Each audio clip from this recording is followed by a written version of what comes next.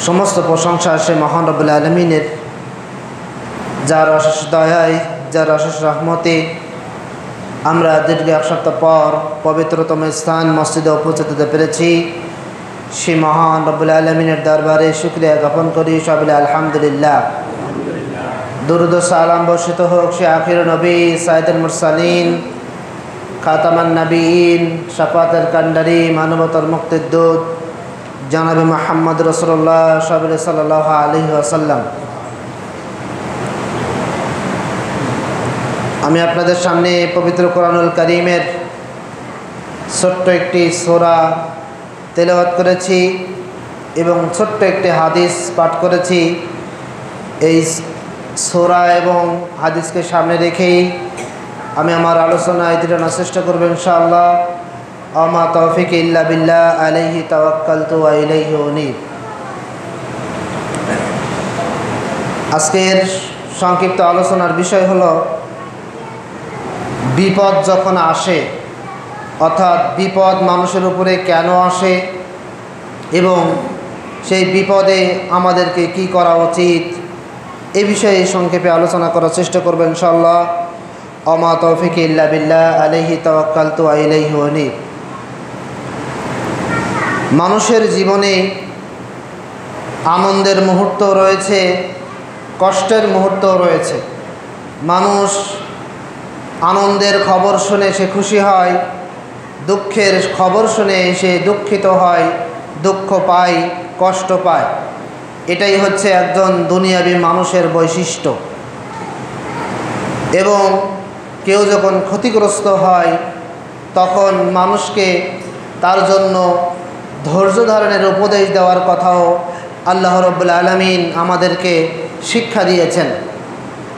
আল্লাহ রাব্বুল আলামিন পবিত্র কোরআনুল কারীমের সূরা আসর, ছোট্ট সূরা, এই সূরাতে আল্লাহ রাব্বুল আলামিন বলছেন, সময়ের কসম, নিশ্চয় এই দুনিয়ার প্রতিটি মানুষই হচ্ছে ক্ষতিগ্রস্ত।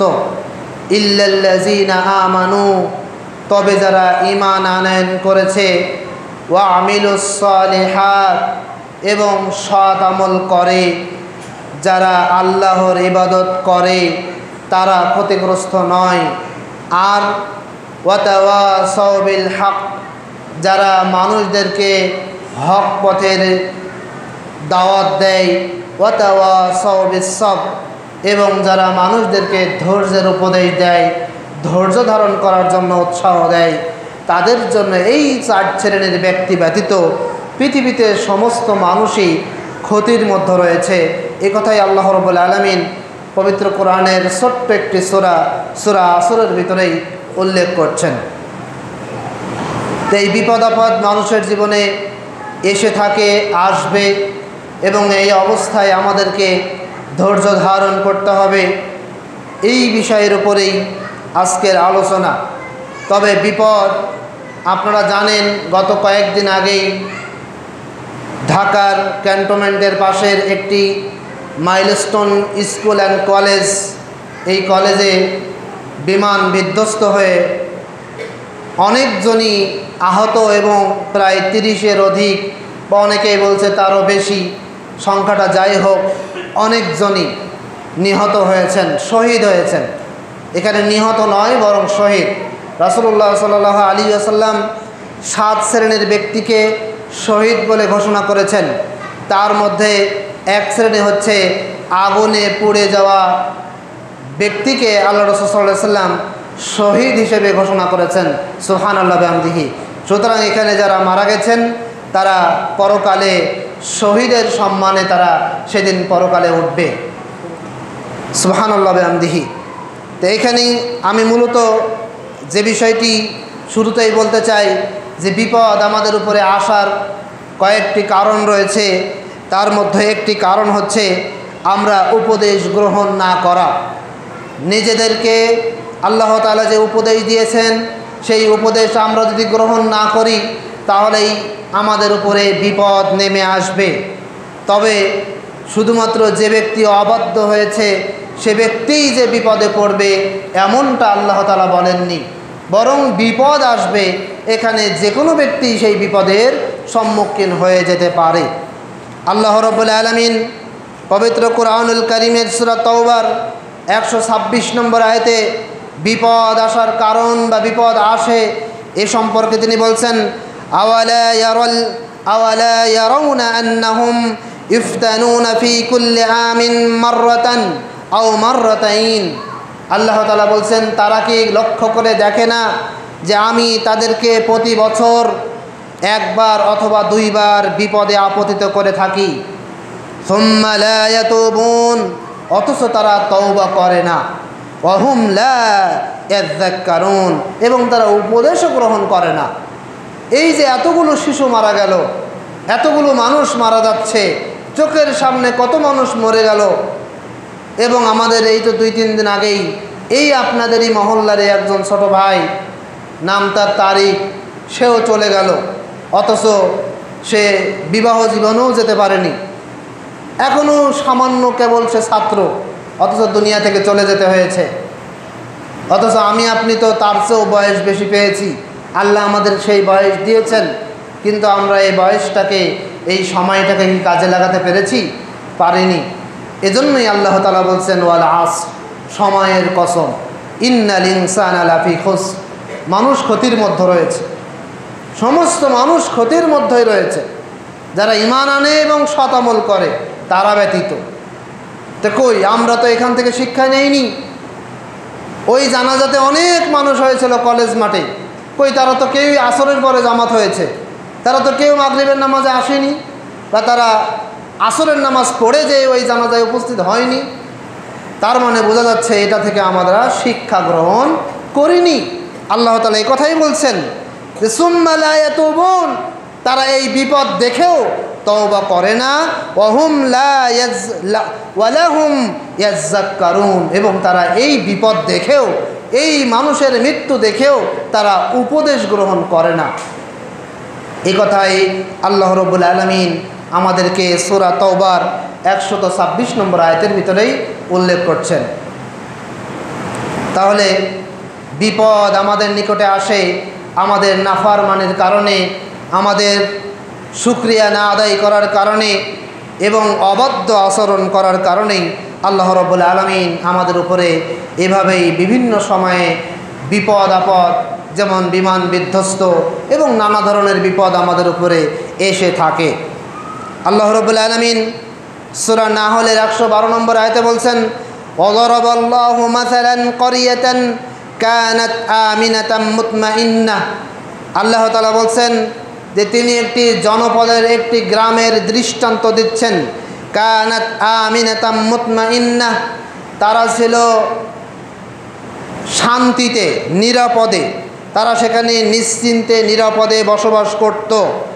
ইয়াতিহা রিজকুহা রাগাদান, আল্লাহ তাআলা বলছেন যে ইয়াতিহা রিজকুহা রাগাদান মিন কুল্লি মাকান, এরপর আল্লাহ তাআলা তাদেরকে বিভিন্ন জায়গা থেকে, ওই গ্রামের অধিবাসীদেরকে রিজিকের ব্যবস্থা করেন, বিভিন্ন নিয়ামত দিয়ে তাদেরকে ভরে দিতে থাকেন।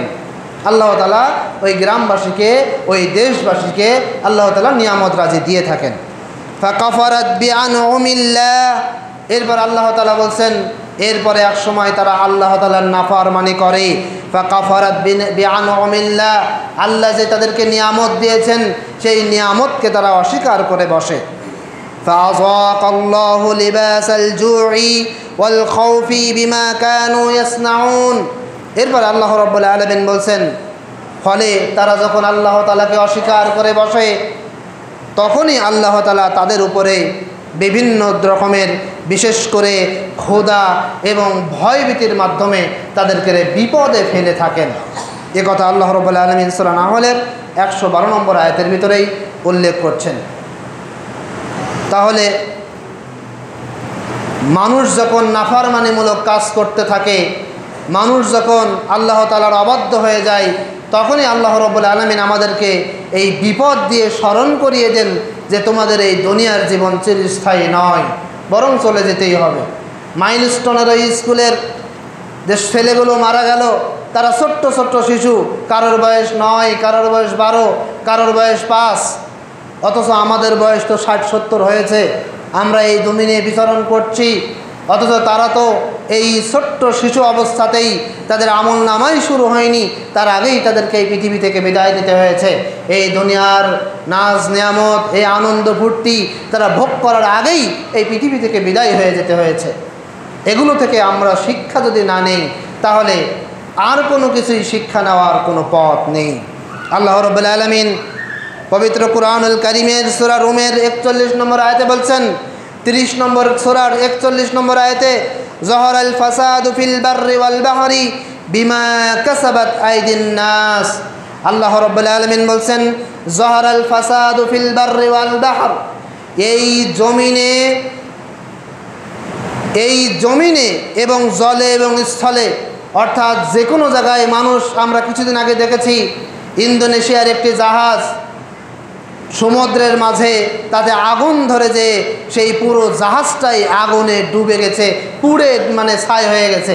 অথচ পুরো জাহাজটা পুড়তেছে সমুদ্রের উপরে, আগুনে পুড়ছে মানুষ, অথচ ঝাঁপ দিলেই পানি, পুরো পানিতে, অথচ তারা ওখানে পুড়ে যাচ্ছে। সেখান থেকে যাওয়ার কিছুই নেই, অনেকেই সেখান থেকে ঝাঁপ দিয়ে বেঁচেছেন, যারা সেই ব্যবস্থাও নাই, যাদের সেই লাইফ জ্যাকেট নেই, তারা সেখান থেকে বাঁচতে পারেননি, পুড়ে মারা গেছেন।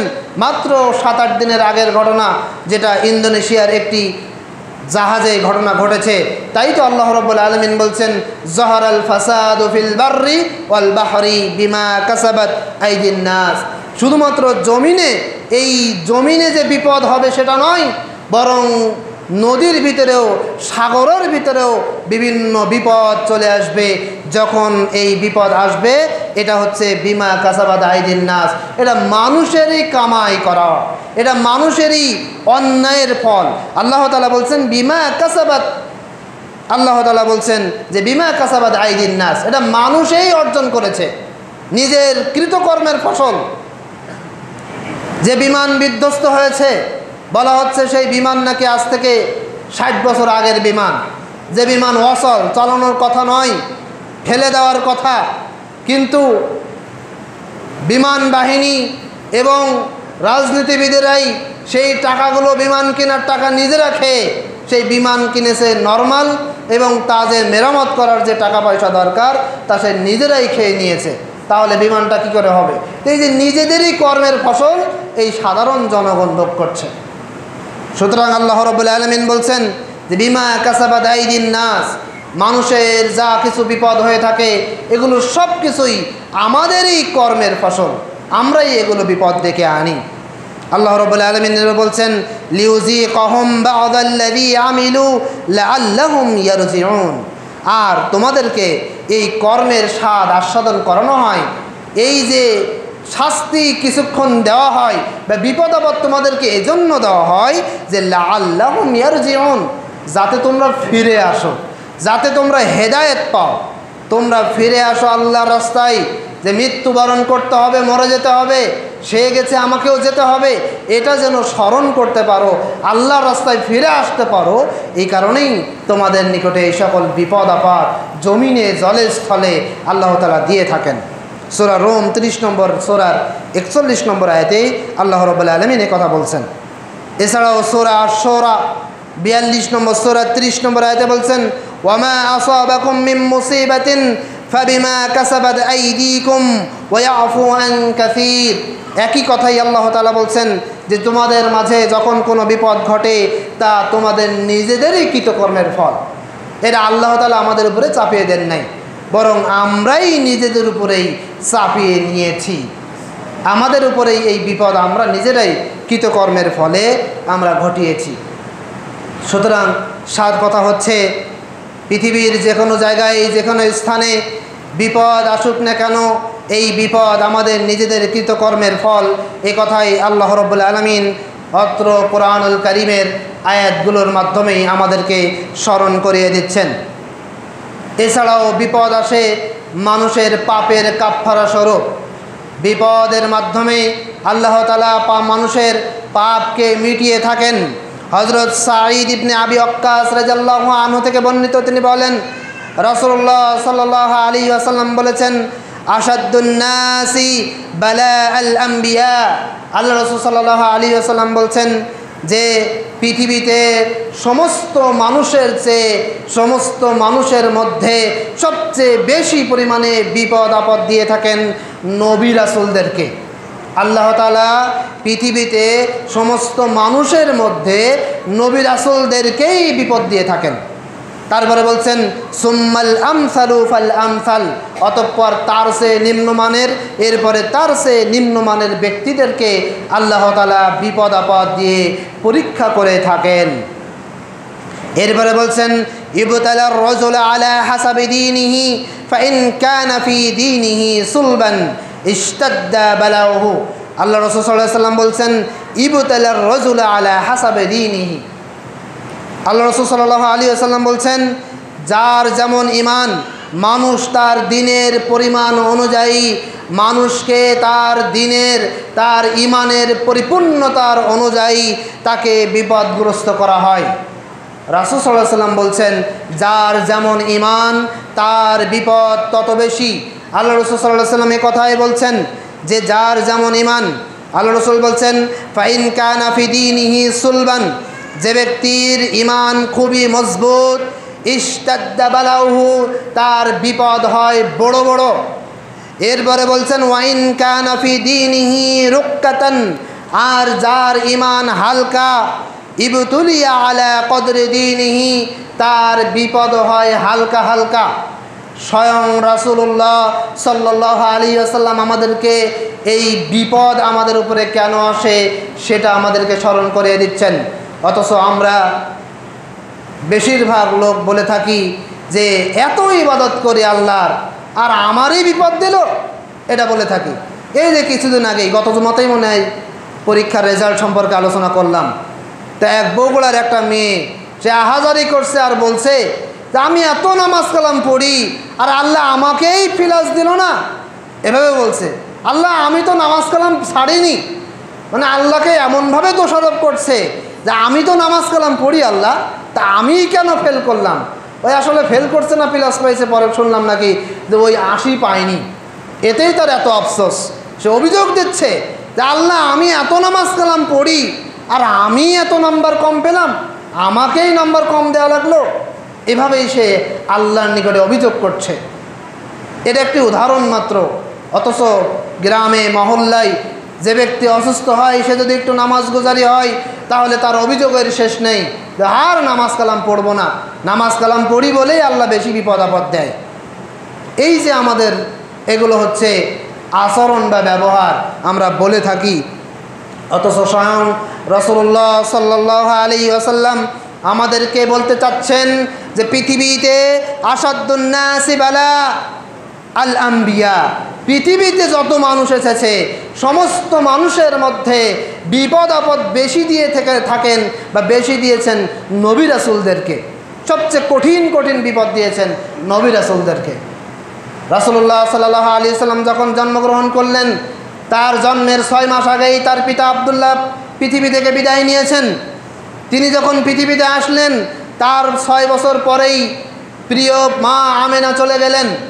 তার কয়েকদিন পরেই যখন তিনি তার দাদার কাছে লালিত পালিত হতে লাগলেন তখনই তার কয়েকদিন পরেই তার দাদাও পৃথিবী থেকে বিদায় নিলেন।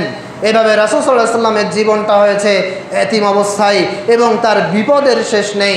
যখন তার চাচা মারা গেলেন, রাসূলুল্লাহ সাল্লাল্লাহু আলাইহি ওয়াসাল্লামের চাচা যখন মারা গেলেন তখন মক্কার কাফেররা যখন তার উপরে অত্যাচার বাড়িয়ে দিল তখন তিনি অসহায় হয়ে ভাবলেন আমি যদি আমার নানার বাড়ির দেশে যাই হয়তোবা তারা রক্তের সম্পর্কের ভিত্তিতে তারা অন্তত আমার মামারা আমার সাথে ভালো আচরণ করবে। কিন্তু যখন তিনি তায়েফে গেলেন তখন তাকে ইট পাথর দিয়ে মেরে মেরে পুরো শরীর রক্তাক্ত করে দেওয়া হলো। এ অবস্থায় পাহাড়ের ফেরেশতা এসে বলছে ইয়া রাসূলুল্লাহ আপনি হুকুম দিন আমি এই পাহাড়কে তায়েফের উপরে ফেলে দেই, সমস্ত মানুষকে মাটির সাথে মিশিয়ে দেই। কিন্তু রাসূলুল্লাহ সাল্লাল্লাহু আলাইহি সাল্লাম বললেন না তুমি এ কাজ করো না, হয়তো এই প্রজন্ম আমার উপরে অত্যাচার করছে কিন্তু তার পরের প্রজন্ম হয়তো বা তারা ইসলাম গ্রহণ করতে পারে। এভাবেই রাসূলুল্লাহ সাল্লাল্লাহু আলাইহি ওয়াসাল্লাম নির্যাতনের শিকার হয়েছেন কিন্তু ধৈর্য ধারণ করেছেন, তাদের উপরে অত্যাচার বা প্রতিশোধ গ্রহণ করেননি। তা মূলত বলতে চাচ্ছিলাম যে নবী রাসূলদের উপরেই আল্লাহ তাআলা বেশি বিপদ আপদ দিয়েছেন। এবং বেশি পরীক্ষা করেছেন। এখানেই রাসূল সাল্লাল্লাহু আলাইহি ওয়াসাল্লাম এই হাদিসেও বলছেন, হাদিসটি তিরমিজিতে এসেছে 2398 নম্বর হাদিস, ইবনু মাজাতে এসেছে 4023 নম্বর হাদিস, এছাড়াও সহিহ ইবনে হিব্বান, সহিহুল জামে ইত্যাদি হাদিস গ্রন্থেও এই হাদিসটি এসেছে।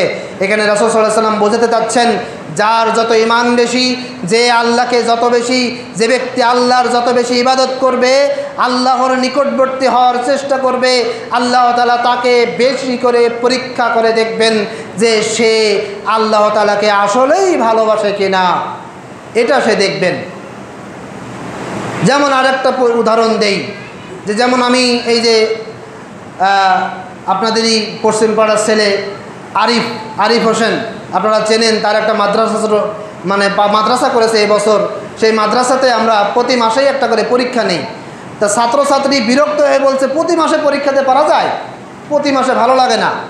তাই বললাম, এই যে পাশে যে স্কুলগুলো আছে, কেজি স্কুল বা এই যে নর্থ বেঙ্গল, এগুলোতেও তো প্রতি মাসে পরীক্ষা নেয়। তো তারা দেখো তো এসএসসি তো সবাই পাস করেছে না? তো বলছে হ্যাঁ পাস করছে। তাই আমি বললাম, ওই যে পাশে আর একটা মাদ্রাসার উদাহরণ দিলাম, শীতলায় একটা মাদ্রাসা। ওই বলছে যে জেনারেলে তো অত পরীক্ষা নেয় না, যে হাই স্কুলগুলো আছে সরকারি, সেগুলো তো অত পরীক্ষা নেয় না, বছরে 3টা পরীক্ষা নেয় বা 2টা নেয়। তো আমি বললাম, ওই যে শীতলায় একটা মাদ্রাসা, সেখানে 30 জন পরীক্ষা দিয়ে 29 জন ফেল করেছে। তাহলে এই যে সারা বছর পরে একটা মেয়ে একটা ছেলে পুরোপুরি 1 বছরের জন্য পিছিয়ে গেল, সে ফেল করলো। এই যে সেখানে মাসিক পরীক্ষার মূল্যায়ন ছিল না, তাদেরকে পড়ায় চাপ দেওয়া হয়নি, তাদেরকে কষ্ট দেওয়া হয়নি, ইচ্ছামতো ঘুরে বেরিয়েছে, বছর শেষে ফেল করেছে। এই যে আর এই সকল প্রতিষ্ঠানে তাকে চাপ দিয়ে কষ্ট করে হলেও পড়ানোর চেষ্টা করা হয়েছে, পাশ করানো হয়েছে এবং পুরোপুরি এসএসসি পরীক্ষায় সে ভালো রেজাল্ট করেছে। তো এখানে আমি যেটা বোঝাতে চাচ্ছিলাম, যে এই বছরগুলোতে এই সারা মাসে তাকে যদি পরীক্ষার মাধ্যমে কষ্ট দিয়ে না হলেও যদি পড়ানোর ব্যবস্থা না করা হতো, তাহলে বছর শেষে সে ফেলের কাতারে চলে যেত। তা ঠিক তেমনিভাবে আল্লাহ রাব্বুল আলামিন আমাদেরকে এভাবে পরীক্ষা করেন যে আসলে সে শেষ পর্যন্ত আল্লাহর রাস্তায় থাকে কি না, এটা আল্লাহ তাআলা আমাদেরকে দেখেন। এই কারণে আল্লাহ রাব্বুল আলামিন বিভিন্ন সময়ে আমাদেরকে পরীক্ষায় ফেলে থাকেন। আল্লাহ রাসূল সাল্লাল্লাহু আলাইহি ওয়াসাল্লাম এই অত্র হাদিসের মাধ্যমেই মুমিনের ঈমান পরীক্ষা করে থাকেন, যে তার ঈমান কতটুকু রয়েছে। এর শেষ অংশে রাসূল সাল্লাল্লাহু আলাইহি ওয়াসাল্লাম বলছেন যে ফামা ইয়াবরাহুল বালাউ বিল আবদি হাত্তা ইয়াতরুকাহু ইয়ামশি আলাল আরজ।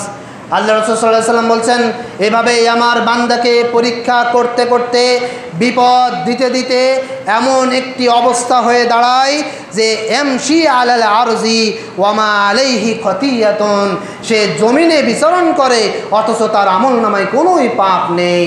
সুবহানাল্লাহ বান্দিহি। অর্থাৎ মানুষের যখন বিপদ আসে, সেই বিপদে আল্লাহ তাআলা তার পাপকে মিটিয়ে দিয়ে থাকেন। সুবহানাল্লাহ বান্দিহি। আপনার বিপদ মানে আপনার আমলনামাতে যে পাপ হয়েছে, সেই পাপকে আল্লাহ তাআলা মিটিয়ে দিয়ে থাকেন। এটাই আল্লাহ রাসূল সাল্লাল্লাহু আলাইহি ওয়াসাল্লাম অত্র হাদিসের ভিতরে উল্লেখ করছেন। এছাড়াও আব্দুল্লাহ ইবনে আব্বাস রাদিয়াল্লাহু আনহু থেকে বর্ণিত, আব্দুল্লাহ ইবনে মাসউদ রাদিয়াল্লাহু আনহু থেকে বর্ণিত, তিনি বলেন রাসূলুল্লাহ সাল্লাল্লাহু আলাইহি ওয়াসাল্লাম বলেছেন, মা মিন মুসলিমিন ইউসিবুহু আদা ওয়া মারাজুন। রাসূল সাল্লাল্লাহু আলাইহি ওয়াসাল্লাম বলছেন যে কোনো মুমিনের যখনই কোনো রোগ অথবা কোনো বিপদের কষ্ট দেওয়া হয়, ফামা সিওয়াহু ইল্লা হাত্তাল্লাহু লাহু সাইয়্যাতিহি, তখনই আল্লাহ তাআলা তাকে যে পরিমাণ বিপদ দিয়ে থাকেন, যে পরিমাণ রোগ দিয়ে থাকেন, আল্লাহ তাআলা তার বিনিময়ে সেই পরিমাণ পাপ ঝরিয়ে থাকেন। সুবহানাল্লাহ বিহামদিহি।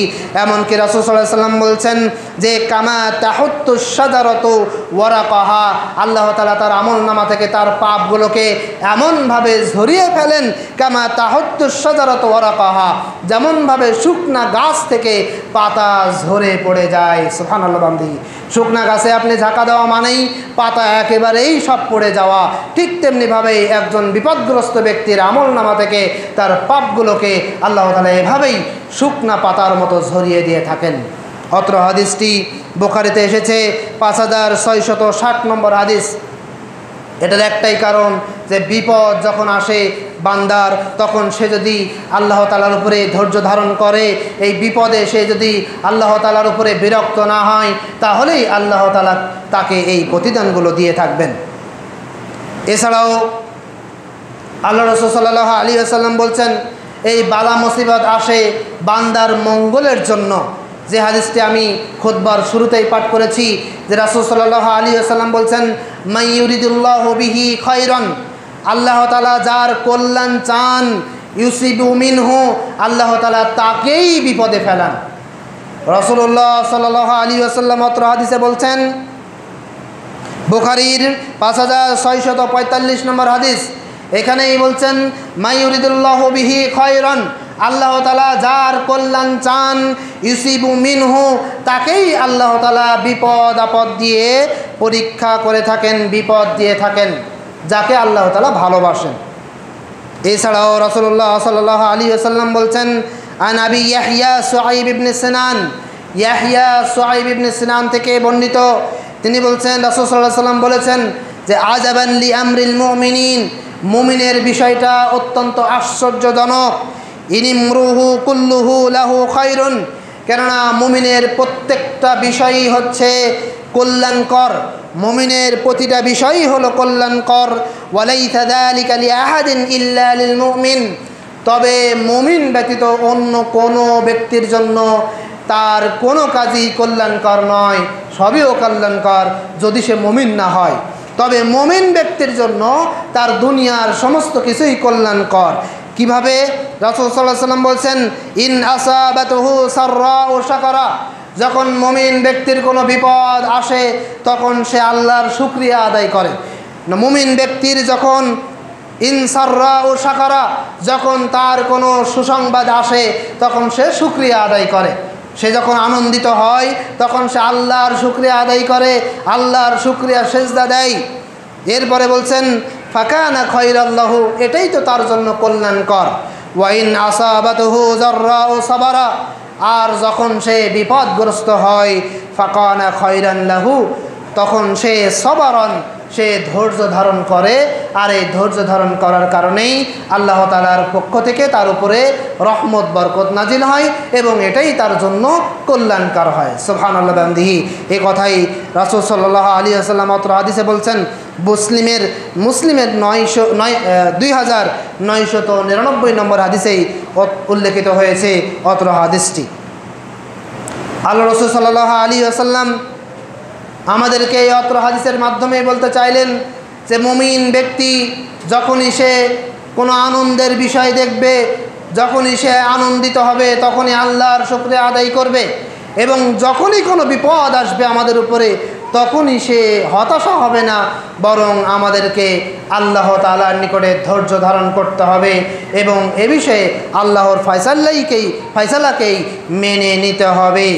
এছাড়াও আল্লাহ রাব্বুল আলামিন আমাদেরকে ঈমান পরীক্ষা করার জন্যই বিপদ দিয়ে থাকেন। সূরা আনকাবুতের 2 এবং 3 নম্বর আয়াতে বলছেন, আহাসিবান নাসু আইয়ুতরাকু আইয়াকুলু আমান্না, মানুষ কি মনে করে যে তাদেরকে এমনি এমনি ছেড়ে দেওয়া হবে? আইয়াকুলু আমান্না, শুধু তারা বলবে যে আমি ঈমান এনেছি, আমি ঈমান এনেছি, এটুকুই শেষ? এটাই কি তার জন্য শেষ? আল্লাহ তাআলা বলছেন তারা শুধু বলবে যে আমি ঈমান এনেছি, এটাতেই কি তাকে ছেড়ে দেওয়া হবে? ওয়াহুম লা ইফতানুন, অথচ তাদেরকে পরীক্ষা করা হবে না, তাদেরকে পরীক্ষা না করেই কি আমি তাদেরকে ছেড়ে দিব? এ কথা নয়। আল্লাহ তাআলা বলছেন মানুষ কি এটা ভেবে নিয়েছে যে আমি তাকে পরীক্ষা না করেই ছেড়ে দিব, সে শুধু বলবে আমি ঈমান এনেছি, এটুকুই যথেষ্ট? এটুকু যথেষ্ট নয়। আল্লাহ তাআলা বলছেন ওয়ালাকাদ ফাতান্নাল্লাযীনা মিন ক্বাবলিহিম, আমি ইতিপূর্বে তোমাদের অধিকাংশ উম্মতকে পরীক্ষা করেছি, এবং ফালা ইয়ালামান্নাল্লাহুল্লাযীনা সাদাকু, আমি তাদের মধ্যে পরীক্ষা করি এবং দেখি যে কোন ব্যক্তি বিপদে ধৈর্য ধারণ করে, কোন ব্যক্তি বিপদে আল্লাহ তাআলার প্রতি বিশ্বাস স্থাপন করে। ওয়ালা ইয়ালামান্নাল কাযিবিন, এবং কোন ব্যক্তি বিপদগ্রস্ত হলে মিথ্যা আরোপ করে এবং আল্লাহ তাআলার রাস্তা থেকে ফিরে যায়, এটা আমি অবশ্যই দেখব। তাহলে আল্লাহ রাব্বুল আলামিন আমাদেরকে দেখতে চাইবেন যে আমি বিপদে আল্লাহ তাআলার ঈমানের উপরে, আল্লাহ তাআলার বিশ্বাসের উপরে দৃঢ় আছি কি না, এটা দেখার জন্যই আল্লাহ তাআলা আমাদেরকে বিপদ দিয়ে থাকেন। এছাড়াও আল্লাহ রাব্বুল আলামিন সূরা বাকারার 155 নম্বর আয়াতে বলছেন, ওয়ালানাবলুওয়ান্নাকুম বিশাইয়্যিম মিনাল খাউফি ওয়াল জু' ওয়া নাকসিম মিনাল আমওয়ালি ওয়াল আনফুসি ওয়াস সামারাত আল্লাহ রাব্বুল আলামিন বলছেন যে নিশ্চয় আমি তোমাদেরকে খাউফিন ওয়া জুইন ভয় এবং ক্ষুধা দ্বারা ওয়ানাকসিম মিনাল আমওয়াল এবং সম্পদের ক্ষতির মাধ্যমে ওয়াল আনফুসি এবং মানুষের মৃত্যুর মাধ্যমে ওয়াস সামারাত এবং ফসলাদির ধ্বংসের মাধ্যমে আমি তোমাদেরকে পরীক্ষা করব ওয়াবাশশিরিস সাবিরিন আর যারা এই বিপদে ধৈর্য ধারণ করবে আমি তাদের জন্যই সুসংবাদ দাও সুবহানাল্লাহ বলতেই। তাহলে বিপদ আপদ আমাদের উপরে আসবে, সেটা সম্পদের ক্ষতির মাধ্যমে হোক, সেটা সন্তান সন্ততির চলে যাওয়ার মাধ্যমে হোক, সেটা নিজের কোনো আত্মীয় স্বজন চলে যাওয়ার মাধ্যমে হোক, বা যে কোনো বিপদ আপদের মাধ্যমে হোক না কেন, এ অবস্থায় যদি আমরা ধৈর্য ধারণ করি তাহলে আল্লাহ তাআলা বলছেন ওয়াবাশশিরিস সাবিরিন, তাদের জন্যই রয়েছে সুসংবাদ। এছাড়াও আল্লাহ রাব্বুল আলামিন মানুষের বিপদ দিয়ে থাকেন তাদের মর্যাদাকে বৃদ্ধি করার জন্য। মানুষের মর্যাদাকে বৃদ্ধি করার জন্যই আল্লাহ রাব্বুল আলামিন আমাদের বিপদ দিয়ে থাকেন। এ সম্পর্কে মুহাম্মদ ইবনে খালিদ তিনি তার পিতা থেকে তার দাদা থেকে বর্ণনা করছেন। তিনি বলেন যে আমি রাসূল সাল্লাল্লাহু আলাইহি ওয়াসাল্লামকে বলতে শুনেছি, ইন্নাল আবদা ইযা সাবাকাত লাহু মিনাল্লাহি মানজিলাতুন। আল্লাহ রাসূল সাল্লাল্লাহু আলাইহি ওয়াসাল্লাম বলছেন, যখন আল্লাহ তাআলা কোনো বান্দাকে কোনো পুরস্কার দিতে চান, আল্লাহ তাআলা কোনো বান্দার জন্য একটা নির্ধারিত মর্যাদা রাখেন, এরপরে লাম ইয়াবলুগুহা বিআমালিহি, কিন্তু সে তার আমল দিয়ে সেই মর্যাদা গ্রহণ করতে পারছে না, সেই আমল দিয়ে সেই আল্লাহর পুরস্কার নিতে পারছে না, সে পর্যন্ত তার পৌঁছাতে পারছে না, তখন আল্লাহ রাসূল সাল্লাল্লাহু আলাইহি ওয়াসাল্লাম বলছেন ইবতালাহুল্লাহু ফি জাসাদিহি আও ফি মালিহি আও ফি ওয়ালাদিহি, তখন আল্লাহ রাব্বুল আলামিন তার শরীরে হোক, তার সম্পদে হোক, অথবা তার সন্তান সন্ততির মাধ্যমে হোক আল্লাহ তাআলা বিপদ দিয়ে থাকেন। তার অঙ্গহানি হয়ে যেতে পারে, বা তার অঙ্গে কোনো বিপদ হতে পারে, অথবা তার সম্পদ নষ্ট হয়ে যেতে পারে, অথবা তার সন্তান ক্ষতিগ্রস্ত হতে পারে। এগুলোর মাধ্যমে আল্লাহ তাআলা তাকে বিপদগ্রস্ত করে তার সেই মর্যাদার আসনে আসন্নিত করেন। এ কথাই রাসূলুল্লাহ সাল্লাল্লাহু আলাইহি সাল্লাম অত্র হাদিসের ভিতরেই উল্লেখ করছেন। অত্র হাদিসটি জানি না বোঝাতে পারলাম কিনা। আল্লাহ রাসূল সাল্লাল্লাহু আলাইহি সাল্লাম বলছেন যে যার জন্য আল্লাহ তাআলা একটি মর্যাদার স্থান রাখেন, সেই মর্যাদার স্থান যদি সে আমল দিয়ে না নিতে পারে, তার একটা আমল দিয়ে সে ওই স্থান অর্জন করতে হবে উচিত, কিন্তু সে আমল দিয়ে অর্জন করতে পারছে না, তখনই আল্লাহ তাআলা যেহেতু বিপদের মাধ্যমে মানুষের মর্যাদা বৃদ্ধি পায়, তখনই আল্লাহ তাআলা হয় তার আগে নিজের শরীরে কোনো বিপদ আসবে, না হয় তার সম্পদে কোনো বিপদ আসবে, না হয় তার সন্তান সন্ততির মাধ্যমে কোনো বিপদ আসবে, এবং এই বিপদ দিয়েও হলেও আল্লাহ তাআলা তাকে সেই মর্যাদায় আসন্নিত করবেন। সুবহানাল্লাহ বিহামদিহি, এটা আল্লাহ তাআলা করবেন, তার সেই মর্যাদার স্থানে নিয়ে যাবেন। এ কথাই রাসূলুল্লাহ সাল্লাল্লাহু আলাইহি সাল্লাম অত্র হাদিসের ভিতরেই উল্লেখ করছেন। অত্র হাদিসটি আহমদের ভিতরে এসেছে 22,338 নম্বর হাদিস, আবু দাউদের ভিতরে এসেছে 390 নম্বর হাদিস। তাহলে অত্র এই আলোচনা থেকে বুঝলাম যে মানুষের জীবনের যত বিপদ আসে তা প্রথমত মানুষের কামাই, মানুষের হাতের কামাই, মানুষের এই অন্যায় অত্যাচার, মানুষের এই অবিচার, এই দুর্নীতি এবং এই সমাজে যে ফিতনা, এ সকল কারণেই এই বিপদ আল্লাহ তাআলা আমাদেরকে দিয়ে পরীক্ষা করেন। দ্বিতীয়ত আল্লাহ রাব্বুল আলামিন মুমিন বান্দার ধৈর্য ধারণের ফসল দেখেন, ধৈর্য ধারণের স্তর দেখেন, এবং সেই ঈমান কতটুকু মজবুত হয়েছে এটা দেখার চেষ্টা করেন। এভাবেই আল্লাহ রাব্বুল আলামিন আমাদের উপরে বিপদ দিয়ে থাকেন। তবে এই অবস্থায় আমাদের যে কর্তব্য সেটা হচ্ছে ধৈর্য ধারণ করা। আল্লাহ রাব্বুল আলামিন বলছেন ওয়াবাশশিরিস সাবিরিন, তাদের জন্যই হচ্ছে সুসংবাদ যারা হচ্ছে ধৈর্য ধারণ করে। কখন? আল্লাযীনা ইযা আসাবাতুহুম মুসিবা, যখন তাদের উপরে কোনো বিপদ নেমে আসে, ক্বালু, তখন তারা বলে ইন্না লিল্লাহি ওয়া ইন্না ইলাইহি রাজিউন, নিশ্চয় আমরা আল্লাহর এবং আমরা আল্লাহ তাআলার নিকটেই ফিরে যাব। আমরা এই যে ছোট্ট বাক্যটা আমরা সবাই পড়ি, কিন্তু আমরা জানি না যে কি পড়লাম। আমরা সবাই পড়ি। যে ব্যক্তি এই যে গত কয়েকদিন আগেই জানাজা পড়ে আসলেন, তিনিও পড়েছেন ইন্না লিল্লাহি ওয়া ইন্না ইলাইহি রাজিউন। বা ইন্না লিল্লাহি ওয়া ইন্না ইলাইহি, যা পড়েন, শুদ্ধ করে পড়েন আর অশুদ্ধ করে পড়েন, এই বাক্যটাই আপনি বলতে চেয়েছেন। কিন্তু আপনি কিন্তু জানাজা পড়লেন ঠিকই এবং বললেন যে আমি আল্লাহর জন্যে আর আল্লাহর কাছেই ফিরে যাব, এই কথা বললেন। কিন্তু আপনি যে আল্লাহর জন্যে আপনি বলছেন, সেই আল্লাহর ইবাদত করতে যে মসজিদে আসতে হবে, এটা আপনি বুঝে বলেননি। এই বুঝটা আবু জেহেলের ছিল। এ কারণে শত চেষ্টার পরেও এই আবু জেহেলের মুখ দিয়ে কালেমায়ে তয়্যিবা লা ইলাহা ইল্লাল্লাহ বলানো সম্ভব হয়নি। আবু তালেব বুঝতো, সে রাসূল সাল্লাল্লাহু আলাইহি ওয়াসাল্লামের আপন চাচা, তার নিকটেই রাসূল সাল্লাল্লাহু আলাইহি ওয়াসাল্লাম সবচেয়ে নিরাপদ আশ্রয় ছিলেন যতদিন এই আবু তালেব বেঁচে ছিল।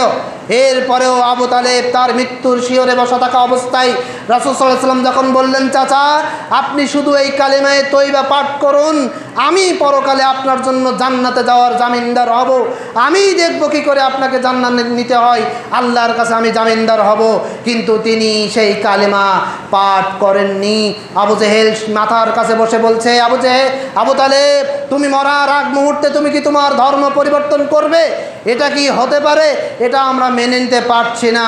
আর এই কারণেই আবু তালেব সামান্য এই বাক্যটা পাঠ করেননি। অথচ আমরা অহরহ দিন বলছি, লা ইলাহা পড়ছি, ইন্না লিল্লাহি ওয়া ইন্না ইলাইহি পড়তেছি, কিন্তু বিন্দু পরিমাণ আমাদের ভিতরে কোনো প্রভাব বিস্তার করছে না। সুতরাং আমাদেরকে অবশ্যই যা কিছুই বলতে হবে তা জেনে বুঝে পড়তে হবে এবং আমাদেরকে অবশ্যই বিপদে ধৈর্য ধারণ করতে হবে। এখানে আল্লাহ রাব্বুল আলামিন, আমি সময় শেষ, শুধু এটুকুই বলে শেষ করি যে আল্লাহ রাব্বুল আলামিন আমাদেরকে বিপদ আপদ দিবেন এবং এর মাধ্যমেই আমাদেরকে ঈমান বৃদ্ধি করে থাকেন, মর্যাদা বৃদ্ধি করে থাকেন এবং যারা বেশি ঈমানদার, যারা আল্লাহর ইবাদত করে তাদেরকেই বেশি বেশি পরীক্ষা করে থাকেন এবং আল্লাহ তাআলা মানুষের জন্য একটা মর্যাদা রেখেছেন। সেই মর্যাদা যদি সে জায়গা পর্যন্ত পৌঁছাতে না পারে আমলের দ্বারা, তাহলে তাকে বিপদের মাধ্যমে হলেও সেই মর্যাদা দেওয়ার ব্যবস্থা করেন। এই অবস্থায় আমাদের যে কর্তব্য সেটা হচ্ছে এই অবস্থায় আমাদেরকে ধৈর্য ধারণ করা এবং আল্লাহর দেওয়া বাক্য যেটা যে ইন্না লিল্লাহি ওয়া ইন্না ইলাইহি রাজিউন, এই বাক্যটি বলা। এবং সবচেয়ে যে কর্তব্য সেটা হচ্ছে রাসূল আল্লাহ রাব্বুল আলামিন বলছেন, ওয়ালা তাইয়াসু মির রাউহিল্লাহ ইন্নাহু লা ইয়াসু মির রাউহিল্লাহ ইল্লাল কওমুল কাফিরিন, তোমরা আল্লাহ তাআলার রহমত থেকে নিরাশ হও না, নিশ্চয় আল্লাহ তাআলার রহমত থেকে নিরাশ হয় কাফের মুশরিকেরা। সুতরাং কোনো মুমিন আল্লাহ তাআলার রহমত থেকে নিরাশ হতে পারবে না। সুতরাং আল্লাহ রাব্বুল আলামিন আমাদের কৃতকর্মের, আমাদের অবাধ্যতা, আমাদের নাফরমানের কারণে এই বিপদ দিয়ে থাকেন। তাই প্রথম কর্তব্য হবে আমাদের নাফরমানি, আমাদের আল্লাহ তাআলাকে অস্বীকার করা এবং এই সকল ফিতনামূলক কাজ থেকে বিরত থেকে আল্লাহ তাআলার ইবাদত করা এবং বিপদের সময় ধৈর্য ধারণ করা। আল্লাহ রাব্বুল আলামিন আমাদেরকে সেই তৌফিক দিন। সকলে আল্লাহুম্মা আমিন। আকুলু কওলি হাযা আস্তাগফিরুল্লাহ ওয়া লাকুম ওয়া লিসাইরিল মুসলিমিন। আখিরু দাওয়ানা আলহামদুলিল্লাহি রাব্বিল আলামিন। আসসালামু আলাইকুম ওয়া রাহমাতুল্লাহি ওয়া বারাকাতুহু।